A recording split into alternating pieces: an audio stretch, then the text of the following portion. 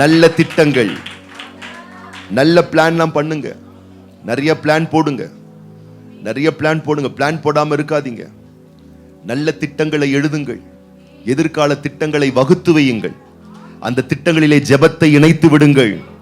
கர்த்தரை கனப்படுத்துகிற மதிப்பை எழுதுங்கள். தேவனை மேன்மைப்படுத்தியதில் எழுதுங்கள். தேவனை கனப்படுத்தியதில் எழுதுங்கள். தேவனை எங்கெல்லாம் கனப்படுத்தி மேன்மைப்படுத்தி ஒரு திட்டங்கள் வேதத்திலே தீட்டப்பட்டதோ அதெல்லாம் நிலைநிறுத்தப்பட்டது. யோசேப்பு தேவனை பிரதானப்படுத்தி திட்டமிடுகிறான், அது வாய்த்தது. அதே எகிப்து தேசத்திலே பார்வோன் தேவனை கனவீனப்படுத்தி ஒரு திட்டத்தை ஏற்றுகிறான், அது தோற்று போனது. அது தோற்று போனது. எஸ்தரின் புஸ்தகத்திலே ஆமான் என்று சொல்லப்படக்கூடியவன் தேவனுக்கு எதிரான திட்டங்களை போடுகிறான். ஆனால் எஸ்தரும் மொர்தெகாயும் தேவனை கனப்படுத்தி சில திட்டங்களை போடுகிறார்கள்.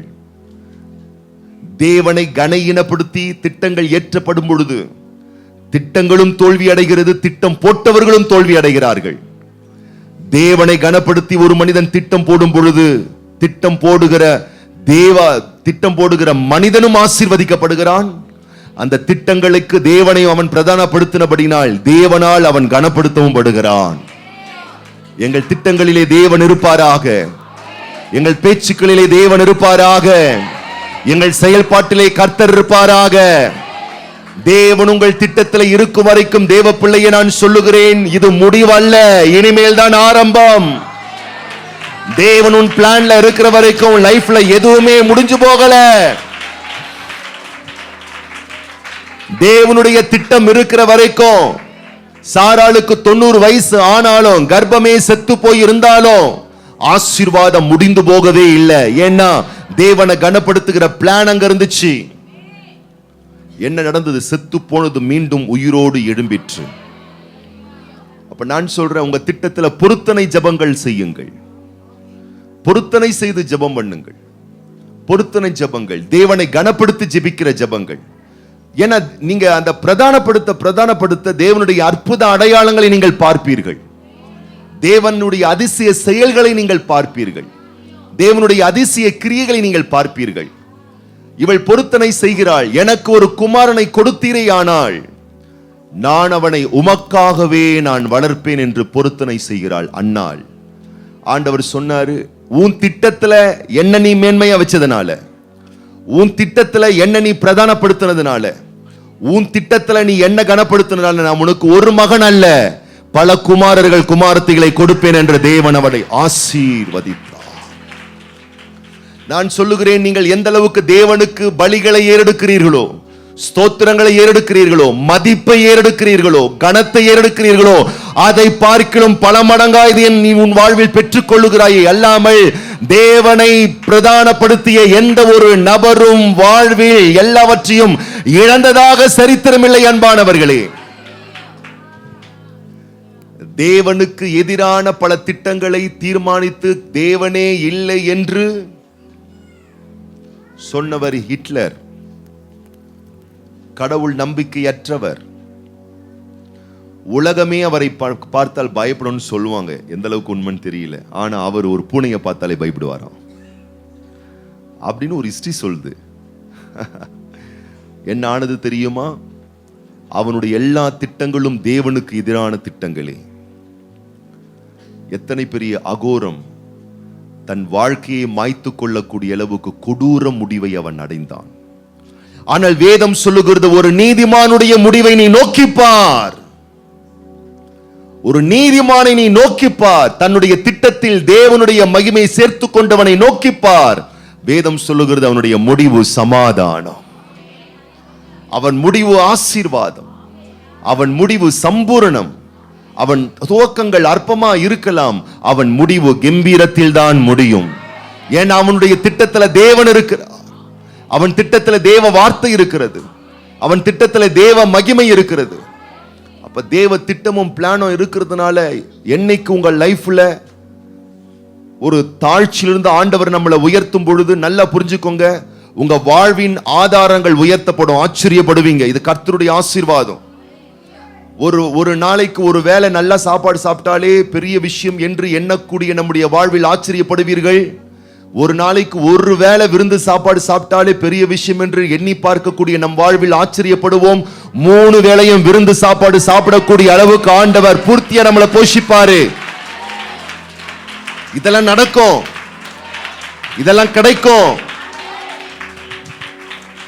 எங்க வீட்டுல இருக்கிற 4 பேருக்கு 5 பேருக்கு 6 பேருக்கு சாப்பாடு கிடைச்சாலே போதும் என்ற நிலையை கடந்து உன் வீட்டுக்கு பக்கத்தில் இருக்கிறவங்களுக்கு ஒருவேளை சாப்பாடு கொடுக்கக்கூடிய அளவுக்கு ஆண்டவர் உன் வாழ்வின் ஆதாரத்தை உயர்த்துவாரு.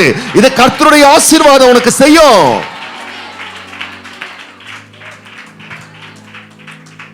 பண்டிகை காலத்துக்கு வருஷத்துக்கு ஒரு முறை மட்டும்தான் உடுப்பு எடுத்த காலங்களை கடந்து வருஷத்துக்கு 365 நாளும் நீ புதுசா உடுத்தக்கூடிய அளவுக்கு ஆண்டவர் உனக்கு பல உடுப்புகளை கொடுப்பார். இது கர்த்தருடைய ஆசீர்வாதம். கர்த்தரை தேட தேட கனப்படுத்த கனப்படுத்த வாழ்வாதாரம் பெருக பெருக இப்பதான் பயபக்தி உனக்கு அதிகமாகணும். இப்பதான் பயமும் பக்தியும் கர்த்தர் மேல அதிகமாகணும். இந்த சூழல் பெருக பெருகதான் நீ என்ன செய்யணும்னா இன்னும் கொடுக்கிற விதத்துல நீ வளர்ந்துடணும். இன்னும் நீ சுவிசேஷத்தை அறிவிக்கிற விஷயத்துல வளர்ந்துடணும். இந்த ஆண்டவரை தேசத்துக்கும் ஊருக்கும் பகுதிக்கும் பக்கத்து வீட்டுக்கும் இயேசு நல்லவர் என்பதை அறிவிப்பதற்கு நீ இறங்கி வரணும். ஆண்டவர் சவுலையும் ஆசீர்வதித்தார், தாவீதையும் ஆசீர்வதித்தார், சாலமோனையும் ஆசீர்வதித்தார். இவங்களா ராஜாக்கள். தாவீதையும் ஆசீர்வதித்தார், சாலமோனையும் ஆசீர்வதித்தார், சவுலையும் ஆசீர்வதித்தார். ஆசீர்வதிச்சு என்ன பண்றான்னு பார்த்துன்னு இருப்பார். பக்கத்துல பார்த்து சொல்லு, உன்னை ஆசீர்வாதம் பண்ணிட்டு உன்னைதான் பார்த்துன்னு இருக்காரு, நீ என்ன பண்றேன்னு.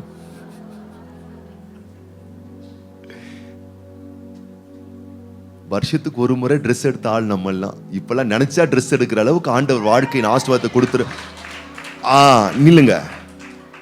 இப்ப பாக்குற இது மட்டுமே கொளுத்தி போட்டுன்னு இருக்கா இல்ல மத்தவங்களுக்கு கொடுக்கணும்ன்ற மனசு இதுக்கு இருக்கான்னு பாப்பார். இது மட்டுமே வாரி வாரி போட்டுக்குதுன்னா ஸ்டாப் பண்ணாங்க. ஏன்னா அங்க கர்த்தருக்கு மகிமை இல்ல பாருங்க, தன் சுய மகிமை தான் அதிகமா இருக்கிறது. கர்த்தர் உங்களை ரட்சிக்கப்பட்ட உடனே நீங்க ரட்சிக்கப்பட்டு நல்ல நிலைக்கு வந்துட்டீங்கன்னா கர்த்தர் பாப்பாரு இந்த ரட்சிப்பின் சுவிசேஷத்தை நீ எத்தனை பேருக்கு அறிவிக்கிற.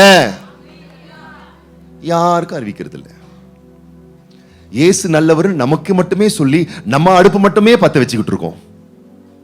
ஆண்டவர் சொல்ல ஸ்டாப் பண்ணு.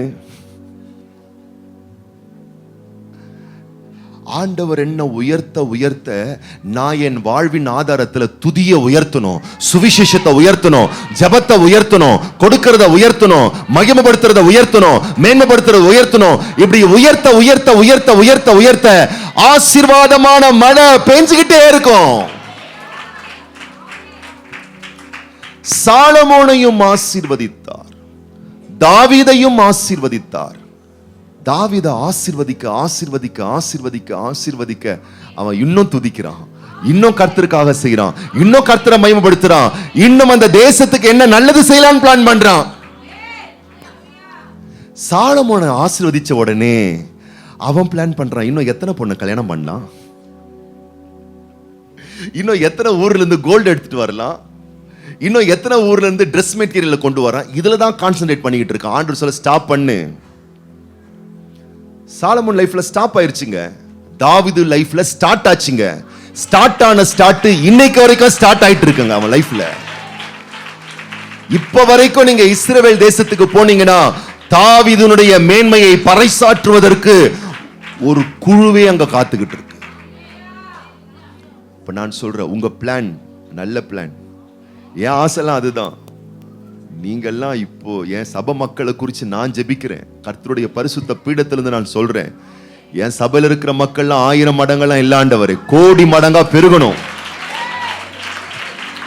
இந்த புழல் ஊரையே அப்படியே மெரசல் அடைய வைக்கணும். அப்படியே இதோ கர்த்தருக்கு பயப்படுகிறவர்கள், இதோ கர்த்தரை நம்புகிறவர்கள், இதோ கர்த்தரை ஆராதிக்கிறவர்கள், இதோ கர்த்தருக்காக வாடுகிறவர்கள் என்ற இந்த ஊர், இந்த பகுதி வட்டாரமே சொல்லக்கூடிய அளவுக்கு உன் வாழ்வின் நிலையை ஆண்டவர் உயர்த்தும்படிக்கு நான் விரும்புறேன், நான் ஜெபிக்கிறேன்.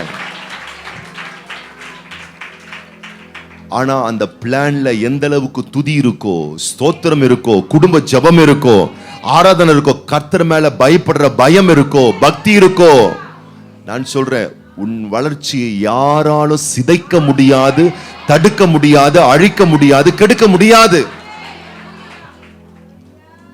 பலம் உள்ளவனுக்காகிலும் பலனற்றவனுக்காகிலும் உதவி செய்வது ஆண்டவருக்கு மிகவும் சுலபமான காரியம்.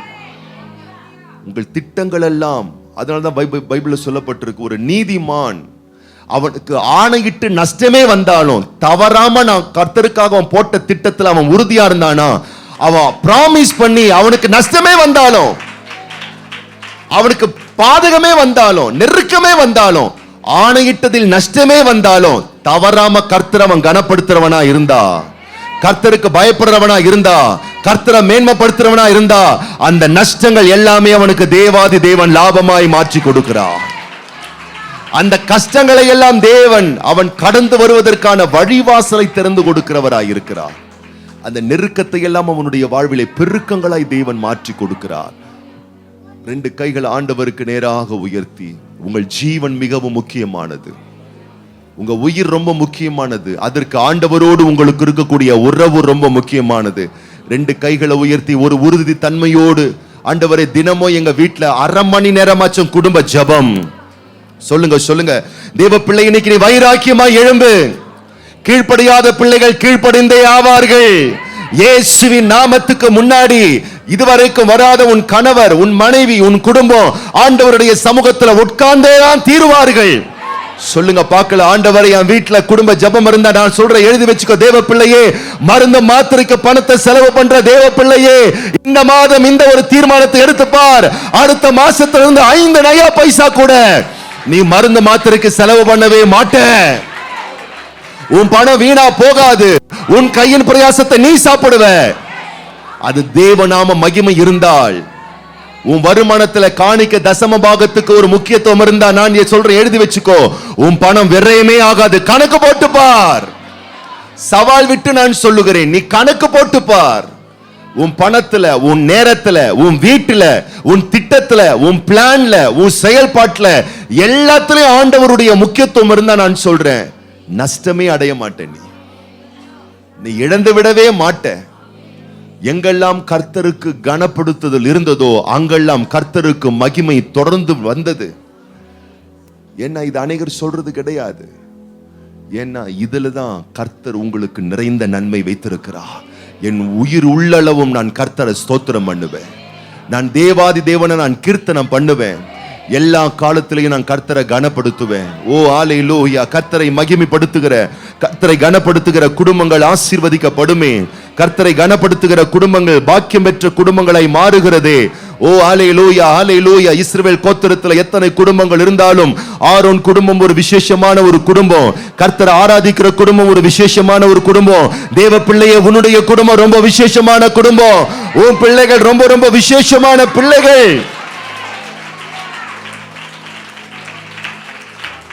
வீட்டுல துதி உண்டு, ஸ்தோத்திரம் உண்டு, ஆராதனை உண்டு, பாடல் உண்டு, ஆண்டவருக்கு மகிமை அங்கே உண்டு, ஆண்டவரை கனப்படுத்துகிற துதி அங்கே உண்டு, ஸ்தோத்திரம் உண்டு. அல்லேலூயா, அல்லேலூயா, அல்லேலூயா, அல்லேலூயா. ஓ நன்றி தேவனே, உம்மை துதிக்கிறோம், ஸ்தோத்திரிக்கிறோம், மகிமைப்படுத்துகிறோம், மகிமைப்படுத்துகிறோம். அல்லேலூயா, அல்லேலூயா, அல்லேலூயா. வேதம் சொல்லுகிறது, தானியேலின் புஸ்தகம் 3ஆம் அதிகாரத்திலே, தங்கள் சரீரங்களையே ஷாத்ராக், மேஷாக், ஆபேத் நேகோ கர்த்தருக்கு கொடுத்தார்களாம். கொடுப்போமா? யோசித்து பாருங்க. கையில் இருக்கிறத கொடுக்கறதுக்கே நம்ம யோசிக்கிறோம். ஆனா அவங்க எதை கொடுத்தாங்களாம்? தங்கள் சரீரங்களையே கொடுத்தார்கள். என்ன ஆச்சு? அழிஞ்சு போச்சா? சிதைஞ்சு போச்சா? ஒண்ணு இல்லாம போச்சா? எப்போ அவன் கர்த்தருக்கு என் சரீரத்துல மதிப்பு இருக்கு, என் வாழ்க்கையில ஆண்டவருக்கு கனம் இருக்கு, என் கை அவருக்கு தான், என் முழங்கால் அவருக்கு தான், என் வாய் அவருக்கு தான், என் உடல் அவருக்கு தான், என் உயிர் அவருக்கு தான், என்னைக்கு ஒரு மனுஷன் வந்தானோ, தானியேல் புஸ்தகம் 3ஆம் அதிகாரம் சொல்லுது, அவங்க சரீரங்களை தான் ஒப்பு கொடுத்தாங்க. ஆண்டவர் அவன் வாழ்க்கையின் ஆதாரத்தையே உயர்த்தி விட்டார். வாழ்வியல் நிலையையே தேவாதி தேவன் உயர்த்தி விட்டார். எந்த ஒரு மனுஷன் அவங்கள சிதைக்க பார்த்தானோ அந்த மனுஷனாலேயே ஷாத்ராக், மேஷாக், ஆபேத் நேகோவனுடைய வாழ்வின் தரம் உயர்ந்தது என்றால் நான் சொல்றேன், இந்த உலகத்துல எத்தனை பெரிய சட்டமா இருக்கட்டும், எத்தனை பெரிய பவர் நிறைந்த மனுஷனா இருக்கட்டும், நீ கர்த்தருக்கு உன்னை ஒப்பு கொடுக்க ஒப்பு கொடுக்க ஒப்பு கொடுக்க ஒப்பு கொடுக்க ஒப்பு கொடுக்க ஒப்பு கொடுக்க ஜீவ வல்லமை மகா பெரிய சக்தியாய் பிரகடனம் எடுத்து, நான் சொல்லுகிறேன், எல்லா அதிகாரங்களுக்கும் மேலான அதிகாரமாம் இயேசு நாமத்தினுடைய மகிமை உன் வீட்டுல உன் வாழ்க்கையில வேலை பார்க்க ஆரம்பிச்சிடும். பிள்ளையே, உன் செயல்ல வேலை பார்க்க ஆரம்பிச்சிடும். உன்னால முடியாத காரியத்தை உனக்காக அதை செய்து கொடுக்க முடியும். நேபுகாத் நேச்சாருடைய அதிகாரம் கொண்ட சட்டங்களை ஒன்றுமில்லாமல் செய்தது தேவ பிள்ளையினுடைய அர்ப்பணிப்பு, தேவ பிள்ளைகளுடைய ஒப்பு கொடுத்தல், தேவ பிள்ளைகளுடைய சமர்ப்பணம். நான் சொல்லுகிறேன், சட்டங்களை சமாதியாக்கிவிடும். தேவ பிள்ளைகளுடைய சமர்ப்பண அர்ப்பணிப்பு சத்துருவின் கிரியைகளை சமாதியாக்கிவிடும். உன்னுடைய அர்ப்பணிப்பும் ஒப்பு கொடுத்தலும் உன் வாழ்க்கையில மிகப்பெரிய அபார வளர்ச்சியை உனக்கு கொண்டு வரும். வலது கைகளை உயர்த்தி வாய்களை திறந்து சரீரத்தை கொடுத்தவனுக்கு மிகப்பெரிய காரியங்களை செஞ்சீங்களே ஆண்டவரே, எங்க வாழ்க்கையில எல்லா நிலைகளிலேயும் உமக்கு மகிமை இருக்கட்டும், உமக்கு பிரதானத்துவம் இருக்கட்டும், ஓ உமக்கு முக்கியத்துவம் இருக்கட்டும். தேவனே, உமக்கு மகிமை தருகிறோ, உம்மில் தான் மகிழ்ச்சி, உமக்கு மகிமை உம்மில் தான்